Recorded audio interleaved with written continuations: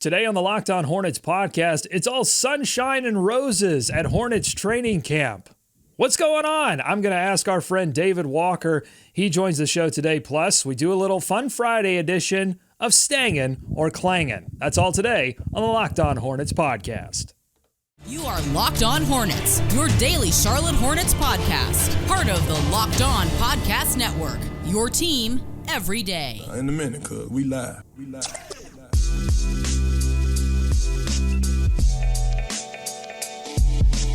Welcome into Locked On Hornets, your home for Hornets news and analysis here on the Locked On Podcast Network. We are part of that network, your team every day. This episode is brought to you by FanDuel Sportsbook, the official sportsbook of Locked On. Make every moment more. Right now, new customers can bet $5 and get $200 in bonus bets guaranteed. Visit FanDuel.com/Locked On to get started. Thanks so much for making Locked On Hornets your first listen every day. We are free and daily wherever you get podcasts, including on YouTube, where you can see the bright shining face. I'm not sure what kind of hat he's wearing right now, but it is the premier of Puma. It is the one, the only, David Walker. David, what's that head candy you got on there? This is actually a surf company, Doug. Big fan of surfing. Little Billabong? Have never surfed. This is Vissla. It's a Vissla company. No, I mean, the company is called Vissla. It's for surfing and your outdoor activities and whatnot. I love that you're wearing a surfing hat and you've never surfed. It's October because I'm wearing my Braves World Series hat, and I haven't watched a single Braves game all year. I will. I'll watch them in the playoffs, but we are both repping hats for things that we have not participated in.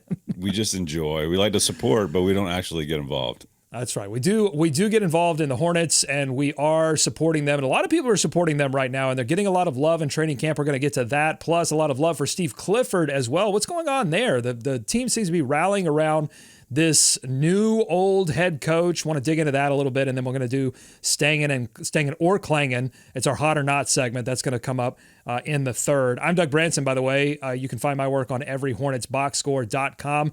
The preseason is almost here. Tuesday, the Hornets are going to put the basketball on the hardwood, and so I'll have some game notes available for you there at everyhornetsboxscore.com. You can also get 1v1 access to my depraved Hornets thoughts in your messaging app. Just go to joinsubtext.com/Locked On Hornets to get a 14-day free trial. I've been updating camp updates every day, so join in so you can get those in your messaging app. Let's talk about this training camp. David, we haven't had you on since Media Day happened, since this camp has been getting going, and just all the news seems to be positive. And that is it's not unusual for people to kind of glow up around this time because nobody's lost anything. Everyone's going to get into some kind of platitude.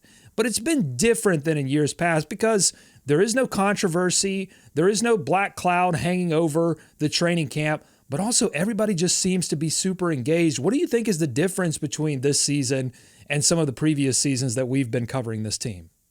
Yeah, if I could, I mean, does this feel weird to you? I mean, obviously it feels weird, but do you like it? Is it a good?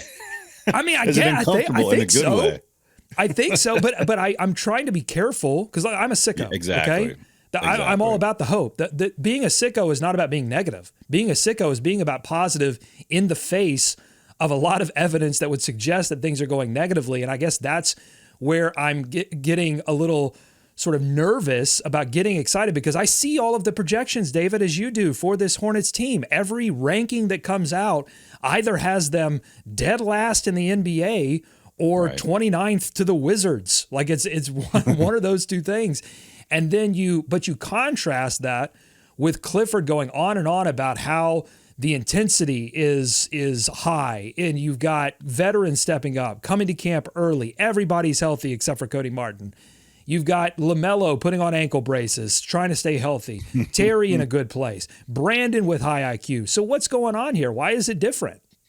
Well, I'll tell you this from a Charlotte perspective, Doug. The folks at Bank of America Stadium, it is so in the dumps. Where the Panthers play, yeah.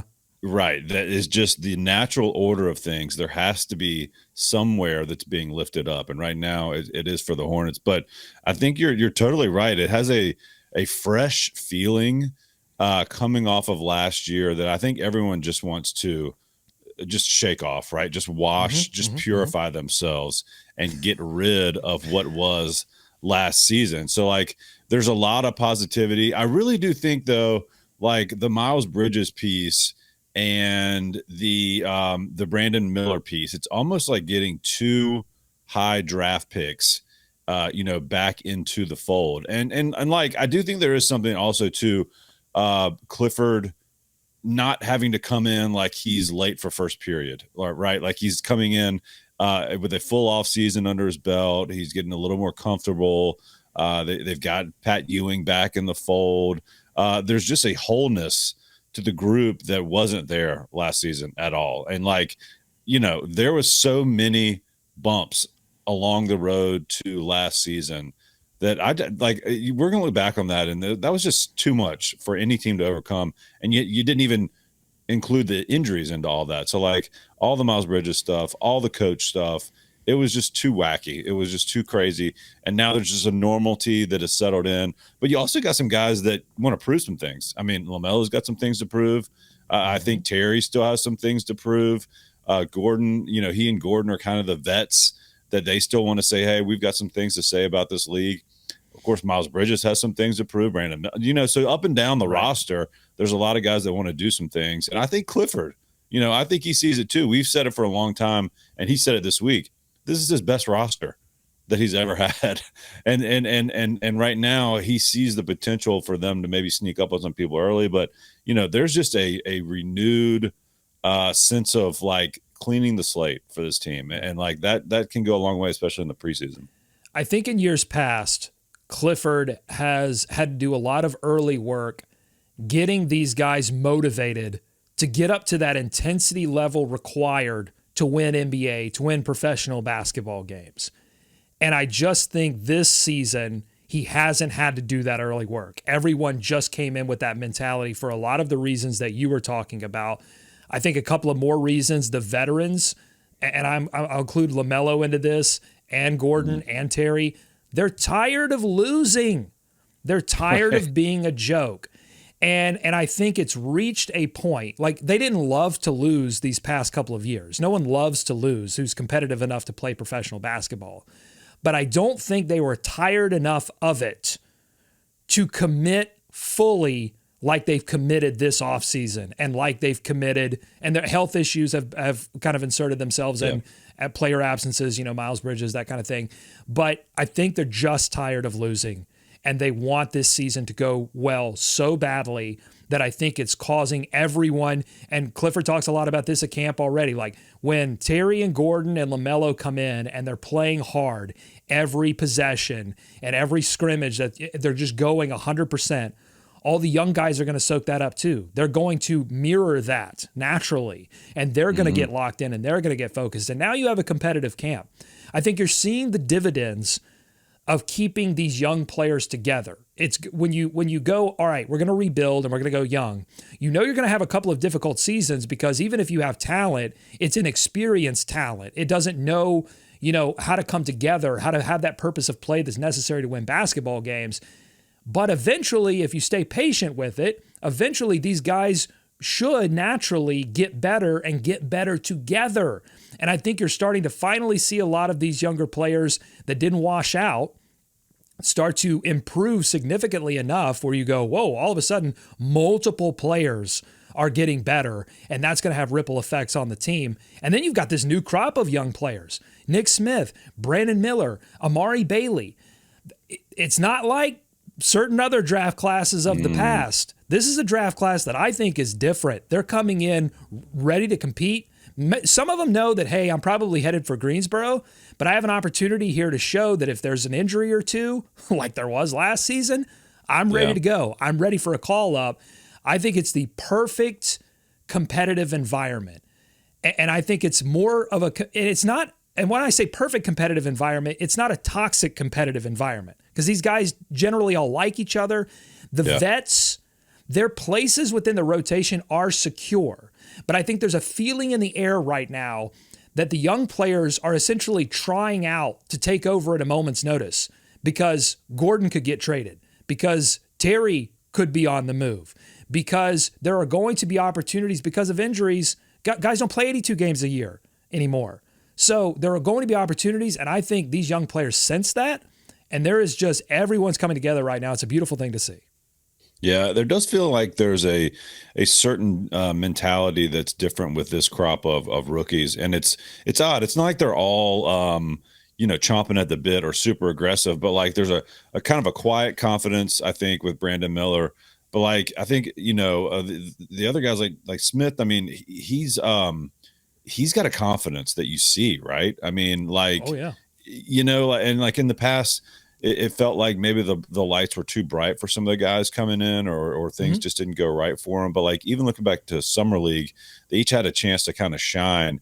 And I think that it sounds like it's bearing that out in, these practices, as you said, to the competitive standpoint. So, I mean, as far as stacking guys up, filling the roster out with guys like that to challenge, there's that level, or at least the amount of those guys on the roster feels like it is amped up this year. Well, Nick Smith Jr., another player, was something to prove because he was highly, highly touted coming out of high school. And then that year that he had in college just I don't ruined even, him. Don't. Yeah, hey, I mean, the rule as always, don't go to college, guys. Don't go to college. Why are you going to college? Yeah, no, I mean, it was a disaster. So, he's got a lot to prove as well. So, yeah, I think it's all coming together. Another factor, I think, is the head coach, who I think is the perfect head coach for the moment. And we should talk about that next segment coming up next on the Locked On Hornets podcast. Don't go to sleep on the Hornets just yet. Steve Clifford, old coach, becomes new coach. Weird last season, but people are giving him glowing reviews right now. We got to talk about that and what it means for this season of Charlotte Hornets basketball. Plus, later in the show, we're going to do Stang'n or Clang'n, so stick around for that. But first, I want to tell you about our friends at FanDuel. They've been sponsoring the show for a long time. Please support them. Snap into action this NFL season with FanDuel, America's #1 sportsbook. Right now, new customers get $200 in bonus bets guaranteed when you place a $5 bet. That's $200 in bonus bets, win or lose. If you've been thinking about joining FanDuel, there's no better time to get in on the action. The app is so easy to use. There's a wide range of betting options, including spreads, player props, over-unders, and more. So visit FanDuel.com/lockedon and kick off the NFL season. FanDuel, official partners of the NFL. More Locked On Hornets ahead. Back here on the Locked On Hornets podcast, thank you so much for making us your first listen every day and supporting the show, whether you're a member of everyhornetsboxscore.com, whether you're listening to Walker Mail on WFNZ 12 to 3 on the Wes and Walker Show, whether you are on the subtext, join subtext.com/Locked On Hornets. We appreciate you making this show happen. We couldn't do this without the listeners and the viewers here on YouTube. So, Steve Clifford. Always an interesting situation when you're an old head coach and you come back and you decide, I'm going to coach this team again, and you came in late because they whiffed on Kenny Atkinson, or Kenny Atkinson spurned them, however you want to view that situation. But Clifford comes in late, and then on top of that, that's already a challenge. And then on top of that, injury-filled season, he doesn't really even get his full complement of players to install the principles that we've come to know and love from Steve Clifford. The discipline on defense, the purpose of play. Sure, he got a lot of time with certain players like Terry, like PJ Washington. That mattered, but you don't get the full complement. It's going to be difficult. But now he not only has that, but now he also has a couple of centers that I think Steve Clifford has always wanted here in Charlotte to make this thing happen. And he's getting good reviews from certain players, including Miles Bridges, who said the biggest difference, said this at Media Day, the biggest difference between Clifford and James Borrego, his former coach, is structure of plays. So he likes the structure that Clifford is bringing in versus the attitude and the structure that JB was bringing. And then we also got something from Frank Ntilikina at Media Day, who said when asked why Charlotte, why did he sign here, he said that he talked to Nick Batum, his fellow Frenchman, and he talked to his other fellow Frenchman, Evan Fournier, who was coached by Clifford in Orlando, and got good reviews from them and said, this is a guy you definitely want to play for. And Clifford has responded to that by calling Frank an elite defender. And essentially Clifford, I kind of recruited Frank, according to the Media Day interview, said Clifford, was in contact with his team. What do you make of all of this, that Clifford is getting these glowing reviews from players right now and the second, what could be his final season as Charlotte Hornets head coach? Oh man, we'll see. It's just a love fest right now. Just everybody's having a great time. The thing about we've always known with Clifford and we love about him, he's a basketball guy. Like basketball runs in his blood. It literally affected his health the first time he was here. He had to step away. Well, that's because he went. That's because he went to the doctor, and the doctor was like, "Listen, we ran the blood test, and there are basketballs in your blood. There is literally." That you have leather in your blood. This is not healthy. Right. You've got to take a few days off. You have Spalding disease. You have basketballs running through your veins. Is actually orange and pimply. Something is happening to you. But I do think that comes across, and he's got a certain gravitas, if you will, that, Borrego was a younger guy, but Clifford has been around this league, right? He can talk to guys in a way that I think demands a little a respect maybe that some other guys don't. And that comes across with these players who, to your point, dude, are just sick of being the laughing stock. You didn't even mention this. They've come off of two, like this time last year, they were the last time people saw them on the basketball court, they got blown out by 70 or whatever for the second year in a row in a play-in game. And there was just so much stink on them and the offseason went so awry that there was no time to repair that. And I think Clifford being here, having a year under his belt, like you said, it just helps them tremendously. And, it doesn't hurt when former players are still talking about him glowingly. But like, I don't think, what was was a survey? It was like half of the guys wanted to play for Clifford and half of the guys, right, maybe didn't want it. So there is a certain type of player that doesn't love him. Right.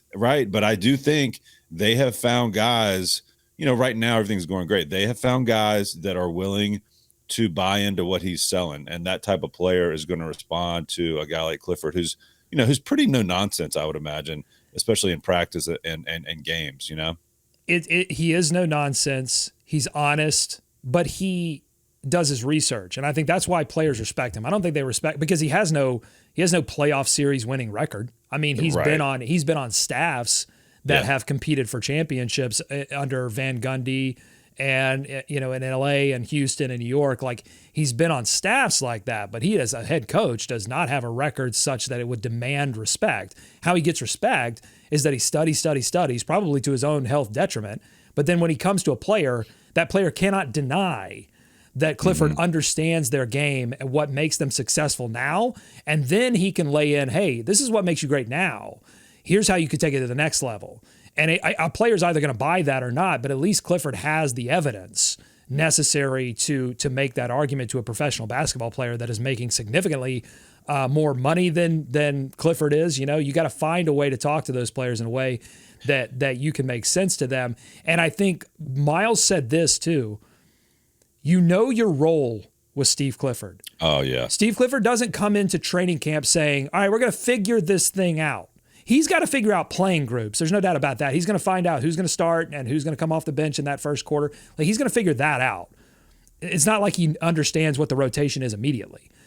But in terms of your role, like, hey, I see you as player X for this team. So I think it's why Frank Ntilikina came, because Clifford said, I think you are our elite defensive dog off the bench.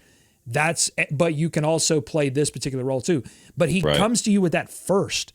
And I think there are certain players that love that. They love, like, tell me what I'm supposed to do on this team, because otherwise I don't know what I'm doing out there and I get lost.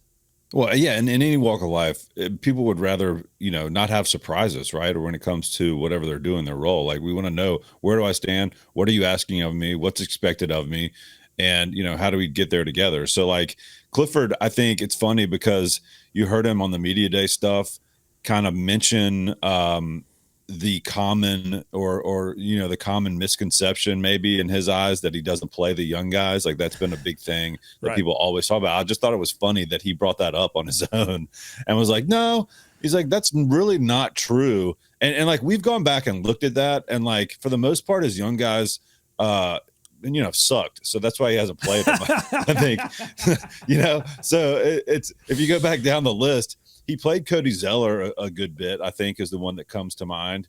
But there were some other ones that came MKG, on board. When the situation, MKG and Frank, got minutes. When the situation provided for it, when the team was not good enough. But yeah, he's about guys earning minutes, and I think that's how you get respect too. Like, how can you get respect from Terry or Gordon? And maybe you're listening to this and going, "Who cares if you get respect for those guys?" But the thing is, if you don't get respect from those guys, you're not winning basketball games. So if you're interested in winning basketball games, you need the respect of the players that are right at this moment, some of your more talented players, and are going to affect winning basketball. So you can't get those guys respect if you come in and say, well, this guy was drafted number 2 overall, but he hasn't shown anything yet, but he's immediately going to get 35 minutes a night. It's about earning those minutes. It's about everybody on the team being able to see the same thing that Clifford sees.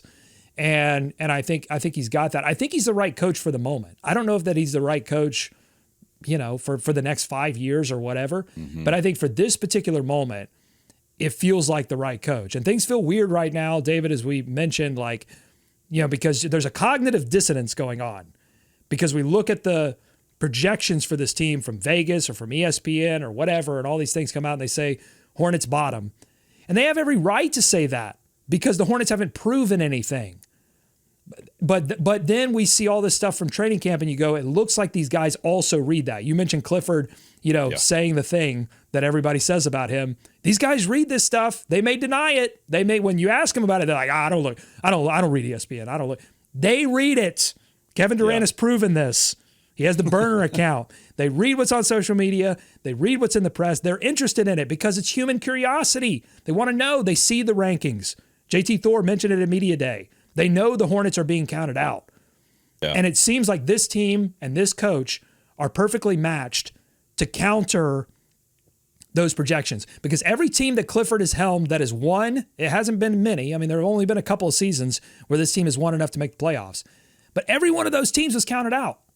Even midway through the season, typically they were running behind, and everybody had counted them out, and they came back. So I'm hopeful. Hey, call me a sicko, call me what you want, but I got hope, David. I know. Well, I tell you why. The other reason you have some hope is I feel like I don't know if this is a zag, or I don't know if just the waves are going the other way now. But you're starting to see some sneaky, pieces done like, hey, my 5 teams that could outperform their projections, and the Hornets are in there, right? I wonder if people just feel bad about how much they dumped on the Hornets over the last 18 months, and they're like, no, they don't. No, there's no remorse. Because they sure had a lot of fun. They had a lot of fun with it, so they didn't. They don't regret it that much, right? But I do think they're looking at this team and the projection, and they reflect back on when, this group was really together. Last time they won, 42 games or whatever, 43 games. So they're saying that, wait a minute, they've added Brandon Miller. They've got another season. They're not injured. They've got LaMelo Ball back. So people are starting to at least hedge their bet, right? At least get out in front of this thing in the chance that the Hornets do get off to a quick start or do, look better than they thought they might last year. People are starting to kind of dip their toe in that water. We'll see if it works out. Yeah, I think it was Kevin O'Connor from Kevin O'Con, man, as I like to call him, Kevin O'Connor from The Ringer, who ranked them low. And then someone replied to that on Twitter and said, dude, they were completely decimated by injuries last season. And he responded, I think he responded fair. So yeah, I think you're right. I think you're dead on there, people, but I don't blame them. And honestly, I encourage them. I want every pundit to get out there and say that the Hornets are 30th. I love it, and I hope the Hornets read every bit of it. I hope they ingest it and then use that as competitive. Galvanized. It feels like a galvanizing. And you're right, Clifford's the perfect coach for that. This us against the world thing mentality could prove to be better than whatever they tried to do coming off of getting their ass kicked in the play-in game. That didn't work out too well. This show is getting me so hyped that I'm hitting my microphone. I'm getting so hyped. I'm just but here's the thing. Here's the difference, because people that have paid close attention to the Hornets that watch the show are probably thinking to themselves at this moment, Okay, but what does bulletin board material matter when after they got blown out of that first play-in game that they got blown out of, they put the box score, that's what I'm saying. up above, put it like blew it up on the practice court and then got blown up in the second play-in game. So what does bulletin board material matter? I'll tell you why it matters. Because this is a different team. A lot of the same players, but I'm telling you right now, this is a different team. They're older, they're more motivated, and I think they understand now, Clifford's a part of this, they understand now what it takes to win in the regular season and what it takes to win in the postseason. They're starting to understand that, and I think they're going to learn it for good. If they stay healthy, they're going to learn it for good by the time this season is over, and I think it could mean big things for the Hornets. You mentioned that people are starting to write stuff about the Hornets, and someone did, Zach Lowe, had one of the Hornets in his 5 most intriguing players of this NBA season. We'll tell you who it is coming up on the Locked On Hornets podcast. Don't go to sleep on the Hornets just yet. And as promised, we are not getting out of this Fun Friday without doing a little Stang'n or Clang'n. What's hot, what's not from the week that was in Charlotte Hornets basketball. That's ahead, but not before I tell you about our good friends at Bird Dogs. Bird Dogs make you look good. Bottom line, that's what you have to understand. They are stretch khaki shorts that are designed to fit slimmer through the thigh and leg, giving you a truly sculpted look. I speak from experience. I don't have much of a booty. These things, though, you put them on and you look good. It makes you look good downstairs. That's all I'm saying. Bird Dog shorts do the exact same thing as Lululemon, but they fit way better. They fit way better than regular shorts that are made of a stiff, restricting cotton. Bird Dogs fixed that issue by inventing cloud knit fabric that looks just like khaki but stretches so you get a way slimmer fit without having to sacrifice movement. Bird Dogs uses anti-stink sweat wicking fabric that keeps you cool and dry all day long. Bird Dogs are functional for any occasion. You can wear them out to golf, date, evening out, go to the pool, work out, lounge, anything. Bird Dogs is there for you. Go to birddogs.com/LockedOnNBA or enter promo code LockedOnNBA at checkout for a free Bird Dogs water bottle with your order. That's birddogs.com/LockedOnNBA for a free water bottle at checkout. We've been telling you about Bird Dogs for a long time, and if you haven't gotten them yet, if you get them, you're supporting the show. So get your Bird Dogs. You won't want to take them off. We promise you. More Locked On Hornets ahead. Welcome back into Locked On Hornets. Thanks so much for making us your first listen every day. Before we get to Stang'n or Clang'n, I want to talk about Zach Lowe mentioning a Hornets player for one of his 5 most intriguing NBA players. It was, drum roll please, who do you think it is? It's LaMelo Ball, of course. He's the most intriguing player for the Charlotte Hornets, and now he's the most intriguing 5 most intriguing players for Zach Lowe. And Zach spent a lot of his time in the article really going over sort of the pro and con of LaMelo Ball right now, the sort of dichotomy that exists in LaMelo Ball's game, which is that like he's super exciting, super creative, super effective as a playmaker, but as a defender, there's room for improvement. But also as an offensive player, you know, his ability to drive the basketball is still a question mark. Now he can play make for others off the drive, but finishing, you know, his stats around the rim are not very good for the point guard position, and he pulls up a lot. I've got a quote here from Zach about the work that Ball has been doing in the offseason to improve that game at the rim. He says Ball has spent the offseason developing his prodding game, watching film with Clifford and Marlon Garnett, a key Hornets assistant, and running reps with staffers, dotting the floor as targets in the corners, under the rim, rolling for pocket passes. This is the quote from LaMelo. If coach wants me to keep the ball longer, I'll do it, Ball says. He has shown glimpses of it, especially 2 seasons ago when the Hornets were healthier. That encouraging news, David, that Ball is looking at his offensive game and saying, there's a hole and I'm going to fix it, and I'm going to fix it, you know, with some encouragement from the staff. I love that. I love that visual of these basketball, you know, nerds and savants getting out there, breaking down film, and then going through these drills on the floor. Like I love that. And that's why you are hopeful, right? If you've got your main guy, if you've got your budding superstar out there doing that with Clifford and trying to improve his game like that, then there's reason to be hopeful. But we kind of knew that about LaMelo. Like not to go back to stuff we've already said, but like he's a gym rat. He's a basketball guy. That's all he does. I mean, now he does fashion. Le Francais, I believe, is his brand. That's or whatever. Le France, yeah. It's actually Le Francais. It's Le Francais, really? I think that's how he pronounces it. Oh, wow. That's how, which is how I pronounce it. So yes, that's. I'm sorry. Yeah, I was saying, hey, you're the fashion expert on the show. Okay, sorry. But what was the question? The question is, how do you pronounce La France? Is it La France or La Francais? We'll put it on the poll. But on the ball stuff, I think what you're seeing, what's ultimately encouraging about this is that you are seeing a marrying of LaMelo's intense desire to be better, his creativity and his instinctual understanding of basketball, marrying with some ideas about what makes players great in the NBA. Right. And that's because LaMelo could come into this whole process and say, forget it, coach. I know basketball. I've been doing this I was rookie of the year.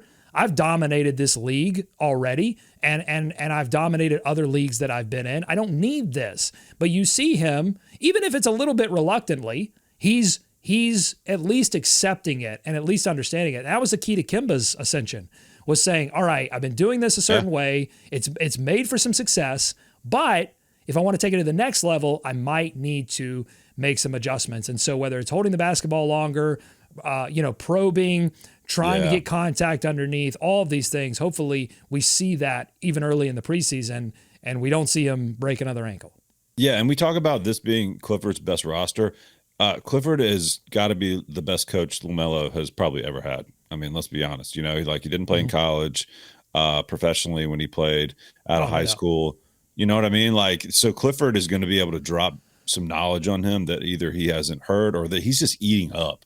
Like, I'm really excited to see this relationship go into year 2 with a full offseason under their belt and to see what improvements they can make. That prodding thing, Lowe mentioned, like Steve Nash just used to keep the dribble alive and get somebody on his hip all the time and get into the paint or wherever, take him wherever he wanted to go.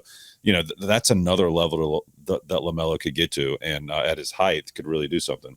And he has better players to set better screens for him. And screen both in the sense of like, I can set a good screen for you that can take the player that's defending you off, but also in the sense of like, there are players that are going to attract more attention this season. And Miles Bridges is a part of that. If Miles Bridges is screening for LaMelo, you have to pay attention to him. You can't, it's not like Mason Plumlee. Mason Plumlee screens for you, and there's things that the defense can do, and they can do it because they don't have to worry about Mason Plumlee. That's not going to be the case all the time for LaMelo this upcoming season. I think that's super exciting for the offensive game. All right, let's do it. Let's move in to one of the favorite segments here on the show, Stang'n or Clang'n. It's what's hot, it's what's not in the week that was of Charlotte Hornets basketball. And you are the guest, David, so you get to kick it off. Tell me, Stang'n or Clang'n, choice is yours. What you got for me? Wait, do I tell you what it is and then tell you if it's Clang'n, or tell you if it's Stang'n or Clang'n? No, you tell me. You tell me if it's Stang'n or Clang'n. I haven't watched the show in a long time. You tell me if it's Stang'n or Clang'n, and then you tell me what it is. So you got a Stang'n or a Clang'n? I got a Clang'n. I'm starting off with the Clang'n. Oh wow! All right, give me the Clang. Well, LaMelo Ball, I love his shoe. We love Le Francais.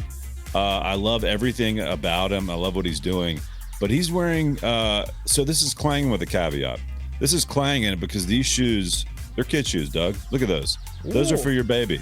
Those are for playing Nickelodeon Guts. They look like a micro machine or something like that. They look like they're made out of plastic. But like, he's leaning into this, and Puma is leaning into this because, first of all, children are the future. We know that. But those are the people that are buying these shoes and wearing these shoes. Like, you don't see too many dads rocking this one. I might be able to pull this off. Walker might be able to pull this off. But these are for kids. And so for LaMelo to run this thing out there is just, it's Clang'n for me, but you know what I mean? But it's Stang'n for LaMelo and the LaMelo Hive. So It's a halfway Clang'n. How does this feel for a sneakerhead? Have you talked to older sneakerheads than you? Is this just sort of a natural? I can't find it. You're the oldest. There's only like one, and we talk on Twitter sometimes. Well, yeah, I mean, this is a weird thing for you, right? You are aging out of the pop. You might be. I don't want to say definitively, but you might be aging out of popular shoe culture at this point, and LaMelo might be part of that process, showing you something that might be just outside of your comfort level. It's I like it, but it's for kids. So all right, give me. So is this next one, Terry? You got Terry here. Is that Stang'n? So this is Stang'n for a couple reasons. One, Terry is a sneaker free agent. So last year he did wear Puma, and shout out to Weston Walker. They brought this up, but these are Kobe 5s. I mean, everyone's wearing Kobe's now. This is a great pair, and Terry's going to be able to wear whatever he wants this year. So I'm a big proponent of sneaker free agency. You can just put on whatever people send you, and I think this is going to be great for Terry. It's going to be fun to see what he rolls out there, and the fact that he's starting off with Kobe's, I think is going to be fun, because Malik Monk used to have a lot of Hornets themed Kobe's, and Terry could fill that role for us. So this is a big time Stang'n. Now these are called Bruce Lee Alt, which I assume means alternate. Bruce Lee alternate. What makes these a Bruce Lee alternate? So you see that little like scratch mark on there? Okay, yeah, I do. So I think it was either Game of Death or one of the Bruce Lee movies, right? Kobe did a lot of colorways that were reminiscent or were odes to that. And this is just an alternate version. So I think the original one was maybe the colors were flipped a little bit. So this is another nod to Bruce Lee. Be water, my friend, as Bruce Lee would say. All right, my turn. Stang'n or Clang'n? This week's Stang'n is weight gain. Everybody talking about weight gain, how much muscle they've put on, and I love it. If you just gives me free reign to tell me something, Doug, just come out and say it. Just you don't have to. No, I'm telling myself something. I'm saying the next time my producer Katie complains about the poundage that I'm putting on, I'm saying, listen, I'm just getting ready for camp. I'm putting on some muscle. It jiggles, but there's muscle. Like if you dig down in there far enough, you'll find muscle. So Stang'n is weight gain. Clang'n is the waiting game on Cody Martin's injury. We still don't know. We still don't really have a clue. We're seeing videos of him shooting, but I don't think he's been part of 5-on-5 drills, which doesn't give you much hope that he's going to play in the preseason. And so I still think we're waiting on Cody Martin. It's unfortunate because Clifford knows that he would be a nice weapon. I honestly, this is a little bit of speculation on my part. Maybe it's reckless speculation. I don't know. But it seems like Clifford understands that you got to be careful about some of this stuff, but I get the sense that maybe there's a little bit of like, all right, Cody, like let's get out there. Let's see how that, I think it's a little slow for his pace because he has mentioned in the past, like he loves, guys that can gut it out through minor injuries. Now, if something is really going to hamper you in the long term, obviously you want to get that figured out. But look, you can always find an excuse not to play a game. So I wonder if there's a little bit of tension there. As James Harden has proven, like you can always find a reason, and Kawhi, you can always find a reason not to play a game. Yeah, the one thing he's got to be worried about, or he's probably worried about a couple of things, Clifford, that is just the depth, right? Like he's not sure exactly where some of that depth is gonna come from. Maybe the younger guys, but to your point, like he knows what kind of asset he can be on defense, and I'm sure he just wants to get him out there. But it'll be interesting to see how that plays out. It feels like this thing's been going on forever. So hopefully he can get right. But like at the same time, the training staff didn't have the best record of getting people back. I don't know. Well, they would debate. They would debate you on that. They would say it's not the training staff. No. It's not their fault. I'm just saying, been a lot of injuries and re-injuries and guys maybe coming back a little too soon. Yeah. So you could definitely understand why Cody is reticent, but I'm sure I'm not sure, but it feels like there might be some tension there. Okay. Here's another thing that's up for debate. It's our final Stang'n or Clang'n. I'm not sure if this is Stang'n or Clang'n, but we did catch this on social media from Rod Boone. This is Hornets, one of the new dual owners of the Charlotte Hornets, Rick Schnall. This is him at practice shooting a free throw. He's being careful, I'll tell you what. And he makes it. Now that's an ankle brace. He's got the ankle braces on. I think that's really important to show. All right, so was that Stang'n or Clang'n? Rick Schnall throwing up a free throw shot there. I should say It's definitely a travel violation, maybe multiple, because I think he takes a couple of steps before he puts the ball down. And then there was a pro hop into a shot above, not or below the free throw line. So what do you think about that, Stang'n or Clang'n? Yeah, let me tell you what this is. This is Clang'n all day, but it's really not his fault. Anytime you as a normal person are on the basketball court with an NBA team, you look ridiculous. And listen, millionaires and billionaires hardly ever look ridiculous, but this is a tough beat, man. You're trying to wear the same things that the 6'8" guys are wearing, and it just doesn't come off right. It looks great in the locker room. It feels awesome to be like, this is my NBA team. I don't know, decent form. I mean, like, not horrible form. Like, he doesn't come out and now we've got something going on with the lead hand there. Yeah. Well, listen. Now he's looking up at the basket, which of course he is, but he's following the flight of the ball. A lot of shooters will tell you to keep eye on the rim at all times. Well, here's the thing. We have seen a lot of bad basketball in entertainment, trying to do basketball things, and it looks terrible. Like, this doesn't look, it looks like he's hooped it up a little bit before. Right. He's shot before.